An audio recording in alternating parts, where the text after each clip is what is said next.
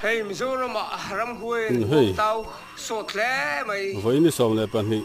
thắc quá cái en chiên cái đi chiên hi ai đã khóc mày ya nên có lẽ cái sẽ qua con suy tu tiếng lò te đi lạc sầu hi cái nên gara tu chắc chiên chắn ai ama akan shop ko bin tiền ya nên en câu oma khăn ka đi để sao khrum bồi hum mai à he bồi cái pin ne này kan tu chiên ai tiếng mặc đeo ni akhang ni kan kitop Mizoram em chung các thầy em à ram huai he na te khana mai lo tan chok top mo ở mắc về in thôi te anh này chỉ này ama rồi tun ngay chứ cả bị bom là viên mo ama rồi tun ngay lệ số là hiện hey go santar te ano ma he ti ana mu tu te he tu te mu om te zo ni ra ti kan oma ga thau te pon an huan si a zo mai ni yên em chiang tang teng